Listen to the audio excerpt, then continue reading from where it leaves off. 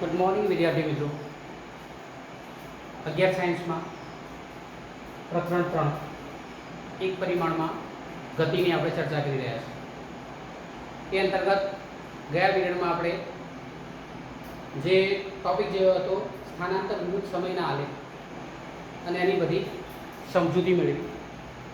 આજે આપણે વેગ વિરુદ્ધ સમયના આલેખોની સમજૂતી મેળવવાની છે. તો વેગ વિરુદ્ધ સમય ના આલેખ કરના દોરી શકાય, એમાંથી કઈ માહિતી મળે છે અને તેનું એનાલિસિસ કરના કરી શકાય. એના પર આપણે જ્યારે યાદ તાજી કરી લઈએ કે આપણા x વિરુદ્ધ t ના જે આલેખ આપણે આવતીકાલે દોર્યા હતા, x વિરુદ્ધ t ના આલેખની અંદર આપણે જે આલેખ દોરેલા છે એ આલેખ x વિરુદ્ધ t, ધારો કે એક આલેખ આ પ્રમાણે આપેલો છે અને તમારે અહીંયા ચેક કરવાનું છે કે અહીંયા આગળ એનો વેગ અને એના પ્રવેગની શું માહિતી આપેલો આ ગ્રાફ આપે છે એ ધ્યાન રાખજો.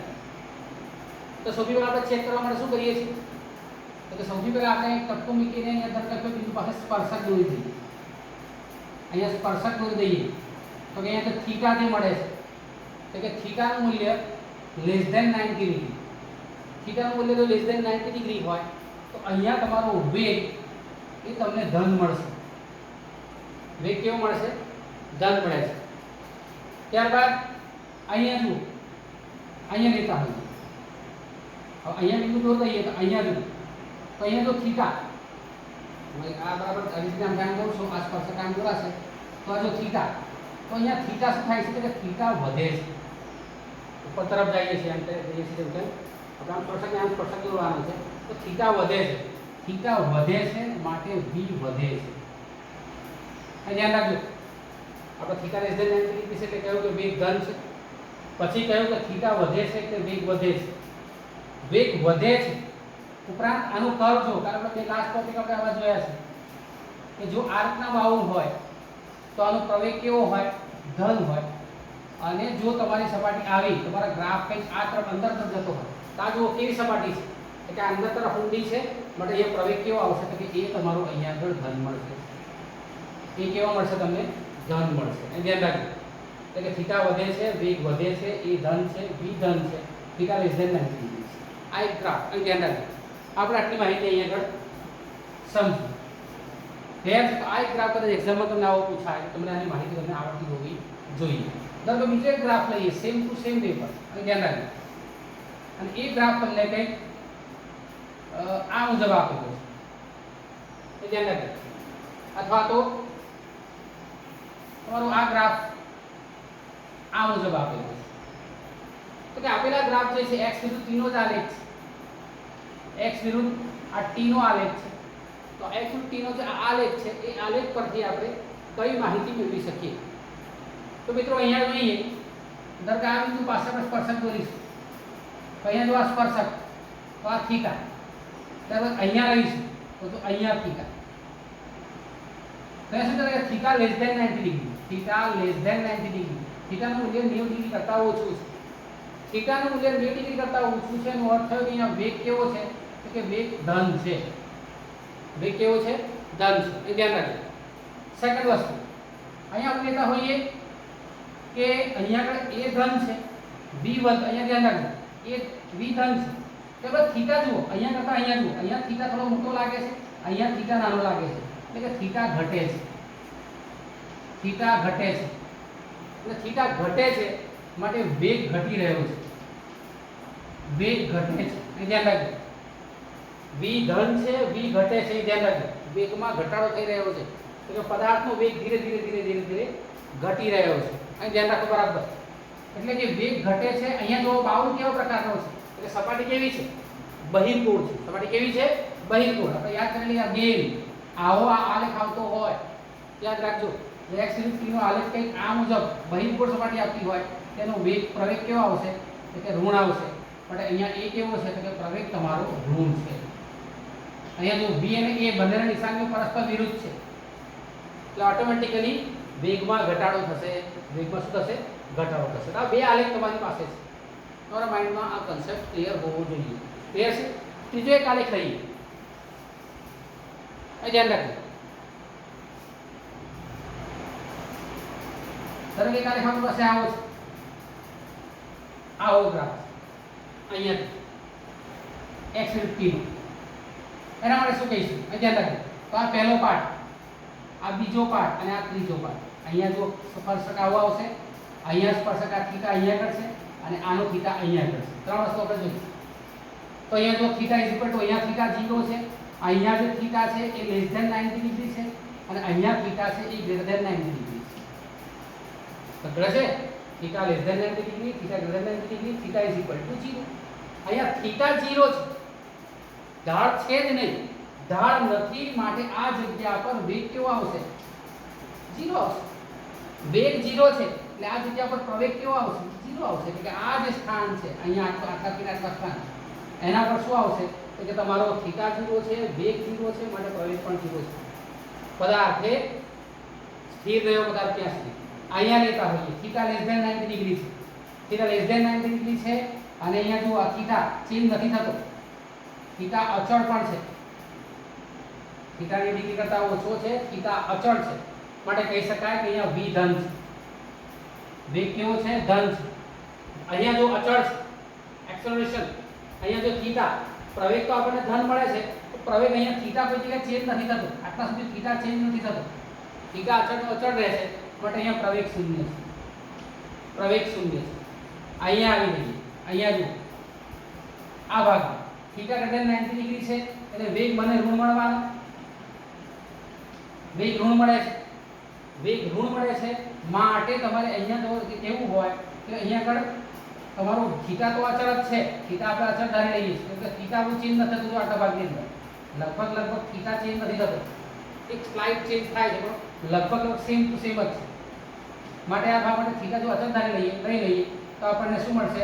તો કે v પણ ધન મળશે, અહીંયા આગળ v ઋણ મળશે અને v અચળ છે, વેગ અચળ છે, માટે પ્રવેગ પાસે કેવો છે? કે પ્રવેગ 0 છે. પ્રવેગ 0 છે. ધ્યાન રાખો. આ ત્રીજો ગ્રાફ એનાલાઇઝ કર્યો.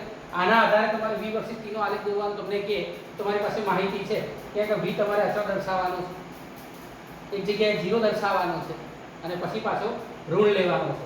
તો આને આલેખ દોરવો હોય v વર્સિસ t નો આલેખ કેવો આવશે? v વિરુદ્ધ t નો આલેખ.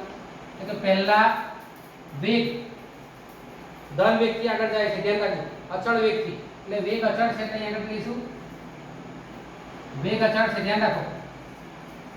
આ રીતે પછી 0 છે, આ રીતે પછી નીચે જાય છે કે આ રીતે. એટલે આપણે આનો આલેખ આ પ્રમાણે દોરી શકીએ છીએ. ક્લિયર છે? કે તમારા માઇન્ડમાં આ કોન્સેપ્ટ ક્લિયર હોવા જોઈએ. તો આટલી આ માહિતી છે તમારા x વિરુદ્ધ t ના આલેખોની.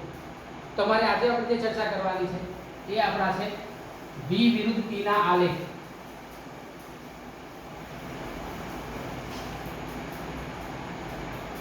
વેગ વિરુદ્ધ સમય v વર્સિસ t ના આલેખ. આ નિશાની વર્સિસ છે, v ને y અક્ષ x અક્ષ પર આલેખ દોરીએ છીએ. તો આપણે આલેખની શરૂઆત કરીએ. ધારો એક આલેખ મારી પાસે આવ્યો છે v વર્સિસ t નો આલેખ. તો મને આલેખ કંઈક આ મુજબ મળે છે. પહેલા આપણે દોરો જોઈએ તો અહીં ધ્યાન રાખજો. તો અહીંયા જ્યારે આવું લઈએ છીએ ત્યારે અહીંયા જુઓ, અહીંયા આ થીટા કોઈ જગ્યાએ ચેન્જ નથી થતો. અહીંયા તો આમ તો થીટા સાથે લેવા દેવા નથી, પણ આ થીટા બદલાતો નથી. પણ થીટા પછી મળે શું? મને ખાલી યાદ કહું તો આપણે ઢાળ મળે. શું મળે? ઢાળ એટલે tan થીટા. tan થીટા અહીંયા ધારો કે એ બનાવી દઈએ આપણે, અહીંયા બિંદુ લઈએ તો અહીંયા v2 લઈ લઈએ, અહીંયા v1 લઈ લઈએ, અહીંયા t1 લઈ લઈએ, અહીંયા t2 લઈએ. તો શું આવશે? કે ઢાળ is equal two v2 v1 upon t2 t1. ઢાળ શોધીએ છીએ v2 v1 upon t2 t1 આપણને મળે છે. ક્લિયર છે? તો કે v2 v1 upon t2 t1 તમને મળશે delta v upon delta t અને આ શું મળે છે? કે પ્રવેગ. તો એ માહિતી સમજ પડી કે v વિરુદ્ધ t ના આલેખનો ઢાળ, v વિરુદ્ધ t ના આલેખનો ઢાળ પ્રવેગનું મૂલ્ય આપે છે. પ્રવેગનું મૂલ્ય આપે છે. સમજ પડે છે? જરા ધ્યાન રાખો. અહીંયા આપણને પ્રવેગ મળી ગયો, ક્લિયર છે? અહીંયા ધ્યાન રાખજો. હવે અહીંયા લેતા હોઈએ તો અહીંયા થીટા ચેન્જ નથી થતો, થીટા બદલાતો નથી, માટે દરેક જગ્યાએ પ્રવેગ કેવો આવશે? કે પ્રવેગ આવશે અચળ. કેવો આવશે? અચળ પ્રવેગ આવશે. જો ધ્યાન રાખો, વેગ બદલાતો નથી એટલે આ નિયમિત વેગ છે, નિયમિત ગતિ છે.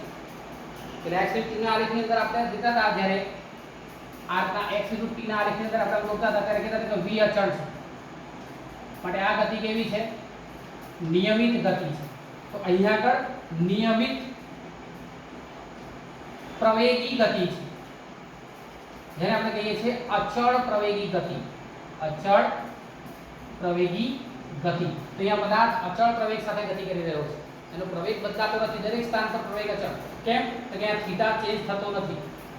થીટા જેટલો અહીંયા છે એટલો અહીંયા છે, એટલો અહીંયા છે, એટલો અહીંયા છે, એટલો અહીંયા છે, દરેક જગ્યાએ થીટા જે છે તે ચેન્જ થતો નથી. થીટા ચેન્જ નથી થતો, માટે આપણે કહી શકીએ કે અહીંયા આગળ આપેલો પદાર્થનું પ્રવેગ અચળ રહેશે, માટે તે નિયમિત પ્રવેગી અથવા તો તે અચળ પ્રવેગી ગતિ કરે છે. તો અહીંયા ઢાળ પરથી આપણે આટલી માહિતી મેળવી શકીએ છીએ. અને આ જે આલેખ છે એ આલેખ કોને છે? અચળ પ્રવેગી ગતિનો આલેખ. કેવો છે? અચળ પ્રવેગી ગતિ. આપેલો પદાર્થ અચળ પ્રવેગ સાથે ગતિ કરી રહ્યો છે, અચળ પ્રવેગ સાથે ગતિ કરી રહ્યો છે. થીટા સાથે જ આપણે સાંકળીએ છીએ, ક્લિયર છે? તો અહીંયા ઢાળનું મૂલ્ય આપણને પ્રવેગ આપે છે, ઢાળનું મૂલ્ય આપણને પ્રવેગ આપે છે. આ પહેલો ગ્રાફ, તો ધ્યાન રાખજો. તો કે અહીં અંદર ગ્રાફ આપણે આવો દોરીએ તો ગ્રાફ નંબર 2 v વિરુદ્ધ t નો આલેખ લીધો અને આપણે ગ્રાફ આવો દીધો, તો શું આવશે અહીં આગળ? તો કે અહીંયા આગળ થીટા 0 છે, થીટા 0 છે, અને અહીંયા મૂલ્ય વેગનું મૂલ્ય v અચળ છે, v અચળ છે, માટે આ ગતિ કઈ થઈ ગઈ? નિયમિત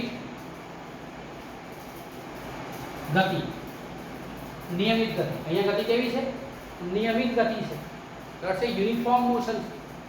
અહીંયા આગળ યુનિફોર્મ એક્સેલરેટેડ મોશન છે, અચળ પ્રવેગી ગતિ છે. અહીંયા આગળ અચળ વેગી ગતિ છે, અચળ વેગી, જેને આપણે કહીએ છીએ નિયમિત ગતિ. તો આલેખ ધ્યાન રાખજો, આલેખ આ પ્રમાણે હોય. હવે આનો આલેખ x t નો આલેખ દોરવો હોય તો શું કરીશું આપણે? એટલે સાહેબ અહીંયા એ બદલાતો નથી, એટલે આ થઈ ગયો x વિરુદ્ધ t નો આલેખ. x t નો કાર્ય આપણે જોયો તો આવો, આના પરથી આલેખ દોરીને બતાવેલો છે. આપણે આના પરથી આલેખ પાછા દોરતા આવડતું હોવું જોઈએ. તો આ પહેલી માહિતી થઈ મારી કે અહીંયા આગળ હું શું શોધી શકું? તો કે આપેલા આલેખ પરથી v વિરુદ્ધ t નો જો આલેખ દોરું, v વિરુદ્ધ t નો જો આલેખ દોરવામાં આવે તો મને શું મળે છે? કે ઢાળ મળે છે. કે ઢાળનું મૂલ્ય આપણે લઈએ છીએ v2 - t1 / t2 - t1, v2 - t1 / t2 - t1. તો આપણને ડેલ્ટા v / ડેલ્ટા t એટલે પ્રવેગ મળે. શું મળે છે? પ્રવેગ. હવે બીજી એક માહિતી લઈએ. આ બીજો ગ્રાફ. હવે ત્રીજો એક ગ્રાફ લઈએ, એને પેરેલલ ધ્યાન રાખજો. આની સાથે સાથે જ લઈએ છીએ. ધારો કે ગ્રાફ મારો આ પ્રમાણેનો છે, v વિરુદ્ધ t નો આલેખ આવો આપેલો છે.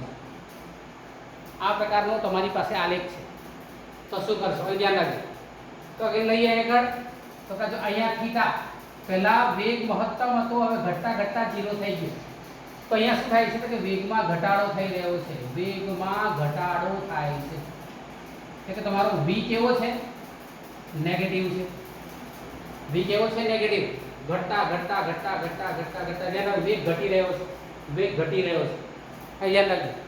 તો અહીંયા વેગમાં ઘટાડો થાય છે, અહીં ધ્યાન રાખજો. ઉપરાંત અહીંયા લેતા હોઈએ તો થીટા તો બધે અચળ છે. થીટા કેવો છે? અચળ છે, માટે tan થીટા નું મૂલ્ય કેવું આવશે? અચળ આવશે. અને tan થીટા એટલે શું? તો કે ઢાળ. ઢાળ અચળ આવશે એટલે પ્રવેગ અચળ રહેશે. પ્રવેગ અચળ રહેશે. જો પ્રવેગ બદલાવાનો નથી, કોઈ જગ્યાએ થીટા ચેન્જ નથી થતો, સીધો ગ્રાફ આવી રહ્યો છે, એટલે થીટા અચળ છે. થીટા અચળ છે, માટે અહીંયા પ્રવેગ અચળ રહેશે. પ્રવેગ અચળ એટલે અચળ પ્રવેગી ગતિ. અચળ પ્રવેગી ગતિ. પણ અહીંયા વેગ, અહીંયા જો પ્રવેગની દિશા ક્યાં છે? ઉલટી તરફ, નીચે તરફ જઈ રહી છે. એટલે અહીંયા આપણે લઈશું તો અહીંયા આગળ પ્રવેગ મને કેવો મળશે? તો કે પ્રવેગ મને ઋણ મળશે, નેગેટિવ. એ ધ્યાન રાખજો. વેગ ધ્યાન રાખો. વેગ તો અહીંયા ધીરે ધીરે નીચે તરફ આવી રહ્યો છે, પદાર્થ ઉપરથી નીચે આવી રહ્યો છે. આપણે આમ નથી કરતા, આપણે આમ લાવીએ છીએ, મહત્તમથી ન્યૂનતમ તરફ. ક્લિયર છે? એટલે અહીંયા અચળ પ્રવેગ ગતિ છે, પ્રવેગ ઋણ આવે છે અને વેગ પણ ઋણ આવે છે. એ ધ્યાન રાખજો. એટલે પ્રવેગમાં વધારો. અહીંયા v પણ તમારો નેગેટિવ છે, એ પણ નેગેટિવ છે, એટલે અહીંયા આગળ પદાર્થના વેગમાં તો વધારો થઈ રહ્યો છે, ધ્યાન રાખજો, પણ સમાન રીતે વધારો થઈ રહ્યો છે, સમાન રીતે ઘટાડો થઈ રહ્યો, સોરી, સમાન રીતે ઘટાડો થઈ રહ્યો છે. માટે ધીરે ધીરે ધીરે ધીરે ધીરે જો ત્યાં આગળ પદાર્થ નીચે તરફ આવે છે કે પ્રવેગ ઋણ છે, આ ઋણ પ્રવેગ સાથેની ગતિ છે. પણ આને ઋણ પ્રવેગને આપણે કહીશું પ્રતિપ્રવેગ. શું કહીશું? અહીંયા પદાર્થ પ્રતિપ્રવેગ સાથે રિટાર્ડેશન, પદાર્થ અહીંયા પ્રવેગી ગતિ કરે છે, અહીંયા પ્રતિપ્રવેગી ગતિ કરે છે.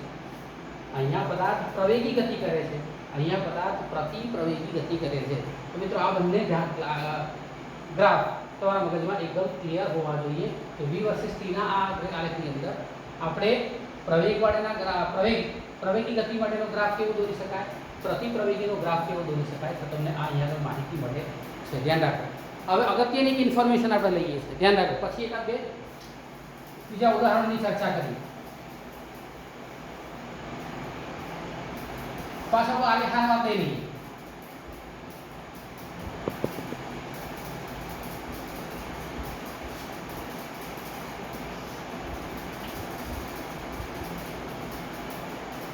આ આલેખ છે v વર્સિસ t નો આલેખ.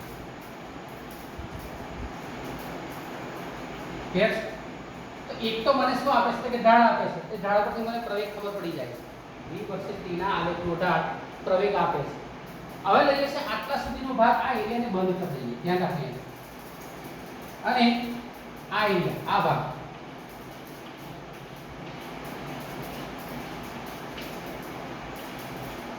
આ ભાગ, તો કે અહીંયા આગળ graph under the curve, area under the curve, ગ્રાફના નીચેના ભાગે ઘેરાયેલ ક્ષેત્રફળ, આ જે ભાગ છે ગ્રાફની નીચે, આ જે ભાગ ક્ષેત્રફળ ઘેરાયેલ, એ ક્ષેત્રફળ પર કંઈક મૂલ્ય આપે છે. એ ક્ષેત્રફળનું મૂલ્ય ગ્રાફના નીચે ભાગે ઘેરાયેલ ક્ષેત્રફળ, ઘેરાયેલ ક્ષેત્રફળ અંતર અથવા સ્થાનાંતર નું મૂલ્ય આપે છે. અંતર અથવા સ્થાનાંતર નું મૂલ્ય આપે છે. અંતર લઈએ તો ઓલવેઝ પોઝિટિવ લેવાનું, સ્થાનાંતર કાં તો 0 પણ લઈ શકાય. સ્થાનાંતરનું મૂલ્ય આપણે ઋણ પણ લઈ શકીએ અને ધન પણ લઈ શકીએ. એટલે સ્થાનાંતરમાં સાઈન તમારે કન્સિડર કરવાની છે, પણ જ્યારે અંતર શોધવાનું કહે ત્યારે બધે જ નિશાની ધન મૂકી દેવાની છે. ઉદાહરણ તરીકે અહીંયા ધારો કે આ 0 છે, અહીંયા તમારી પાસે આ મૂલ્ય 10 છે અને સમય તમારી પાસે 10 છે. તો પૂછવામાં આવે કે આ પદાર્થે કરેલું સ્થાનાંતર કેટલું, પદાર્થે કરેલું સ્થાનાંતર કેટલું. તો સ્થાનાંતર એટલે શું છે? ત્રિકોણ છે. તો ત્રિકોણ એટલે 1/2 પાયો ગુણ્યા વેધ, આવું સૂત્ર છે. આનું ક્ષેત્રફળનું સૂત્ર 1/2 પાયો ગુણ્યા વેધ. માટે 1/2 પાયો કેટલો છે? એટલે કે 10 છે ને. જો 10 ઓછા 0 એટલે 10 ગુણ્યા વેધ કેટલો છે? એટલે કે 10. અહીંયાથી લઈએ 5 તો આવશે 10 × 5 50 એકમ. ધારો કે અહીંયા મીટર સેકન્ડમાં લીધેલું હોય અને આ સેકન્ડમાં લીધેલું હોય તો આને લઈશું મીટર. 50 મીટર અંતર અથવા 50 મીટર એનું સ્થાનાંતર છે. 50 મીટર અંતર અથવા 50 મીટર સ્થાનાંતર છે. એ ધ્યાન રાખજો. અહીંયા લેતા હોઈએ,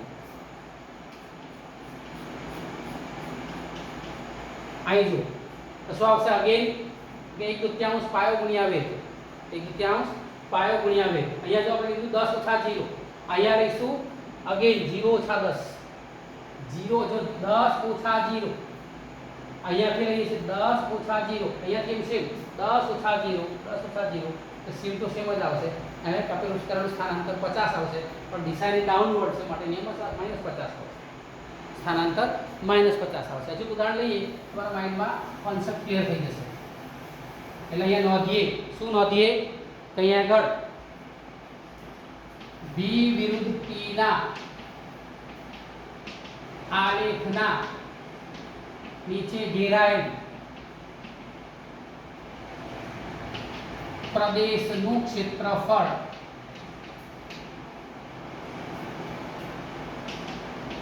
સ્થાનાંતરનું મૂલ્ય આપે છે. એટલે આપણે v વિરુદ્ધ t ના આલેખ પરથી આપણે સ્થાનાંતર કેટલું છે એ પણ આપણે જાણી શકીએ છીએ. ઉદાહરણ તરીકે મારી પાસે અહીંયા એક ગ્રાફ છે, v v વિરુદ્ધ t નો આલેખ મારી પાસે છે. v મારી પાસે મીટર પર સેકન્ડમાં છે અને t મારું સેકન્ડમાં છે. ધ્યાન રાખજો, એક પદાર્થનો આલેખ ગ્રાફ આ પ્રમાણે આપ્યો છે. એક રીતે અહીંયા પાડી છે, એક રીતે અહીંયા પાડી છે અને એક રીતે આપણે લઈએ તો અહીંયા પાડેલી છે. એનો ગ્રાફ કંઈક આ મુજબ આપેલો છે. તો કે આપેલા આલેખ માટે તમારે સ્થાનાંતરનું મૂલ્ય અથવા અંતરનું મૂલ્ય કહેવાનું છે. સ્થાનાંતર અથવા અંતર જે શોધવાનું છે તમને એ કહેવાનું છે. ધારો કે આ મૂલ્ય નિશ્ચિત કરી દઈએ. ધારો કે આ મૂલ્ય 5 છે, આ મૂલ્ય 15 છે. એટલે આ મૂલ્ય લઈએ તો કે આ મૂલ્ય -15 છે, આ 10 અને અહીંયા લઈએ તો કે આ 15 છે. ક્લિયર છે? 5 10 15 આ મૂલ્ય તમને આપણે ધારી લઈએ છીએ. આ મૂલ્યો છે એટલે સૌથી પહેલા આપણે લઈએ છીએ આ ભાગ. તો અહીંયા આ ભાગ ઘેરાય છે, આટલો ભાગ ઘેરાયેલો છે અહીંયા આટલું. તો અહીંયા આપણે શોધીશું ક્ષેત્ર સ્થાનાંતર. તો સ્થાનાંતર કેટલું આવશે? તો કે સ્થાનાંતર આવશે તમારું અહીંયા જો ચોરસ છે એટલે લંબાઈ ગુણ્યા પહોળાઈ. લંબાઈ કેટલી છે? તો કે 5. 0 થી 5 એટલે 5 5 ઓછા 0 ગુણ્યા અહીંયા કેટલું છે? તો કે 15. તો અહીંયા લઈશું 75. તો 75 ને કેટલો આવશે? 0 ખરી 75 ધન પ્લસ 75 મીટર અહીંયા આવે છે. અહીંયા આવી જઈએ આ જો. તો અહીંયા તો વેગ કેવો છે? બધે 0 છે. વેગ કેવો છે? 0 છે. વેગ 0 છે. 10 થી 5 સમયગાળા દરમિયાન પદાર્થ રેસ્ટ પર છે, સ્થિર છે, પણ વેગ 0 છે. પણ વેગ 0 છે માટે સ્થાનાંતર કેવું આવશે? તો કે અહીંયા આગળ સ્થાનાંતર 0 આવશે. સ્થાનાંતર કેવું આવશે? 0. અહીંયા આવી ગયું આ ભાગની. તો આ ભાગમાં સ્થાનાંતર શોધીએ તો કે સ્થાનાંતર ઇઝ ઇક્વલ ટુ અગેન લંબાઈ ગુણ્યા પહોળાઈ. હવે જો આ -15 છે, ધ્યાન રાખજો. લંબાઈ કેટલી છે? તો કે લંબાઈ આપણે લઈશું આગળ ધ્યાન રાખો. અહીંથી લઈશું આપણે આ ભાગ પડશે -15 ઓછા 0 એટલે લઈશું -15 અને આ કેટલા આવશે? 15 10 એટલે 5 એટલે 15 5 75 મીટર. તો એ જો સ્થાનાંતર ધન, અહીંયા સ્થાનાંતર 0, અહીંયા સ્થાનાંતર ઋણ. તો કુલ સ્થાનાંતર કેટલું? એક્ઝામમાં પૂછે કુલ સ્થાનાંતર શોધો તો કે +75 + 0 - 75 એટલે 0 મીટર. પદાર્થે કોઈ સ્થાનાંતર કર્યું નથી. પદાર્થ જ્યાં હતો તેનો ત્યાં બતાવે છે. તો અહીંયાથી નીકળ્યો તો અહીંયા આવ્યો, અહીંયા ગયો, પછી અહીંયા પહોંચી ગયો. +15 જેટલું ગયો તો નીચે ગયો, જેટલું ઉપર તરફ ગયો એટલું નીચે તરફ ગયો. એટલે આ રિપિટેશન મોશન છે એટલે 0 મીટર આવશે. પણ અંતર પૂછે તો કેટલું?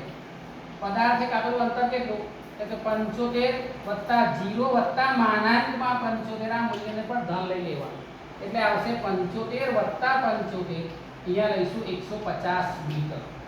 150 મીટર. ધ્યાન રાખજો મિત્રો, અહીંયા આગળ સ્થાનાંતર 0 થાય છે પરંતુ અંતર 150 મીટર થાય છે. તો તમારા આ ઉદાહરણની અંદર તમારા મગજમાં આ ક્લિયર થયેલું હશે. એટલે કે આ જે એરિયા અંડર ધ કર્વ કોઈ પણ વિવૃત્તિના આલેખ નીચે ઘેરાયેલ પ્રદેશનું ક્ષેત્રફળ અંતર અથવા સ્થાનાંતરનું મૂલ્ય આપે છે. તો વિવૃત્તિનો આલેખ જે છે એ વિવૃત્તિના આલેખ પરથી આપણે પ્રવેગ શોધી શકીએ છીએ. વિવૃત્તિના આલેખ પરથી આપણે શું શોધી શકીએ છીએ? તો કે અહીંયા આગળ કેટલું સ્થાનાંતર અથવા કેટલું અંતર પદાર્થે કાપ્યું તે આપણે શોધી શકીએ છીએ. હજુ એક ઉદાહરણ તમારા મગજ માટે, તમારા સરળતા માટે ત્રીજું ઉદાહરણ લઈએ જે તમને સમજ પડે. એ ધ્યાન રાખજો.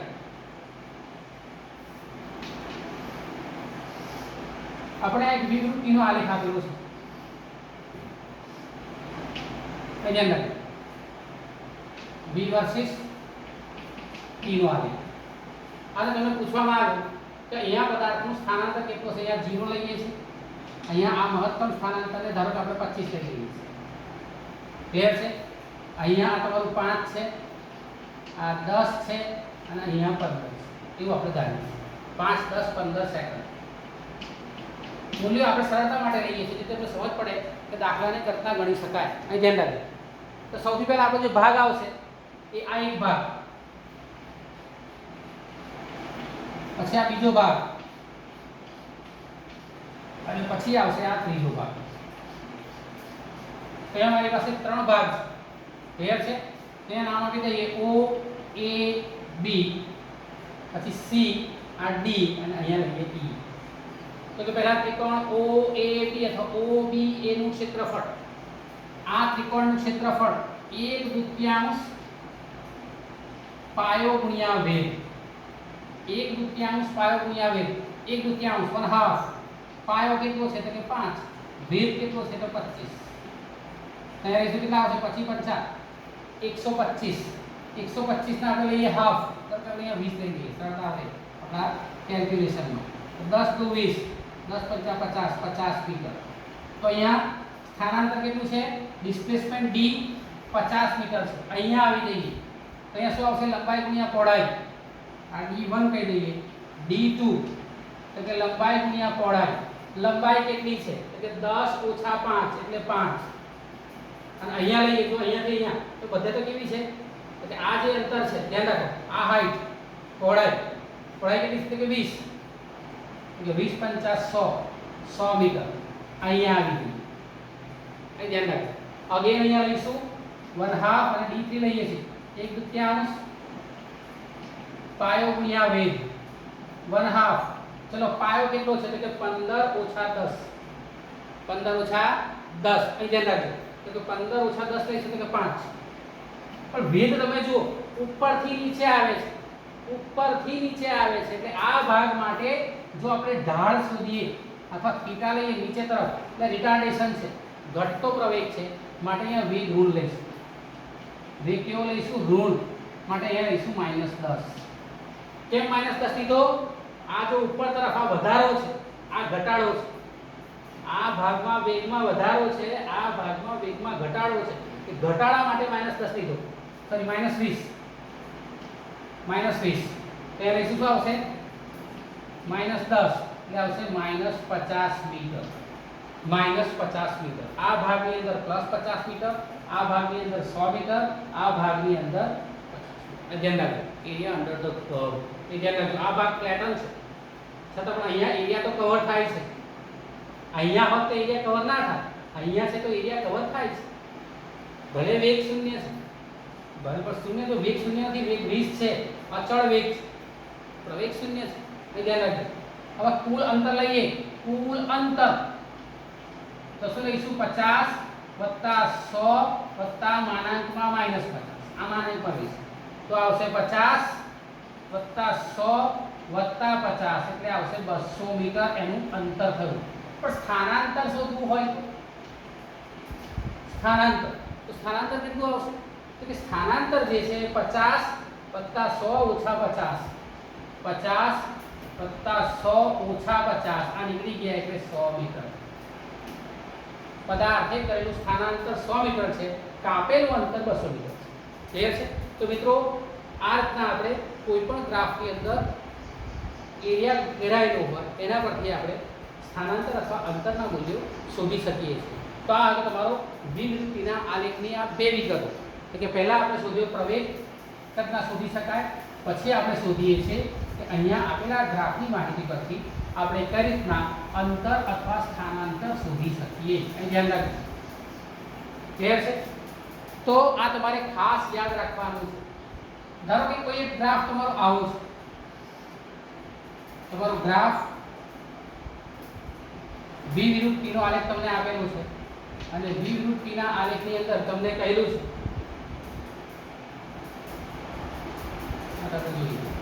ચલો રહેવા દે ઉદાહરણ આપણે ક્યારે ગણીશું ત્યારે કેલ્ક્યુલેશનમાં લઈશું ક્લિયર છે તો આપણા દ્વિવૃત્તિના આલેખની આટલી માહિતી આપણી પાસે છે દ્વિવૃત્તિના આલેખ પરથી શું મળ્યું સ્થાનાંતરનું મૂલ્ય આપે છે અને સેકન્ડ દ્વિવૃત્તિના આલેખનો ઢાળ શું આપે છે પ્રવેગનું મૂલ્ય આપે છે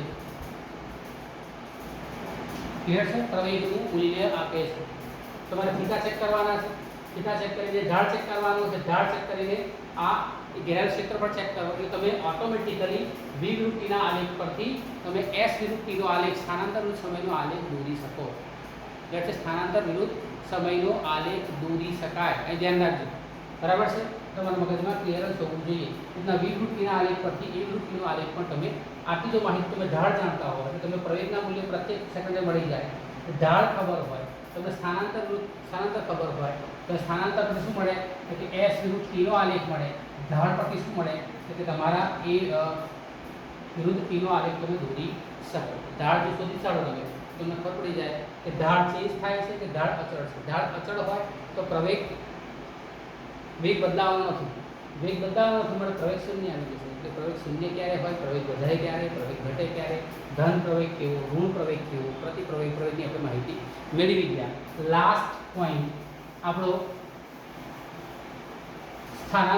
પ્રવેગ વિરુદ્ધ સમયના આલેખ. એ તો ઈજી જ છે. પ્રવેગ વિરુદ્ધ સમયનો આલેખ એ આપણે દોરી દઈએ તો અહીંયા ધ્યાન રાખજો આ આલેખ લીધો A વર્સિસ T નો આલેખ. તો અહીંયા જો અગેન થીટા ચેન્જ નથી થતો તો સાહેબ આનો ઢાળ શું આપે કે તમારો આનો જે ઢાળ છે એ ઢાળનું મૂલ્ય તમારા સિલેબસમાં નથી. અહીં ધ્યાન રાખજો જે આપણને માહિતી મળે છે એ ધ્યાન રાખજો એ માહિતી આપણા સિલેબસમાં નથી. પણ એ ઢાળ અચળ છે તો દાખલી છે. તો ઢાળ કેવો છે? અચળ છે.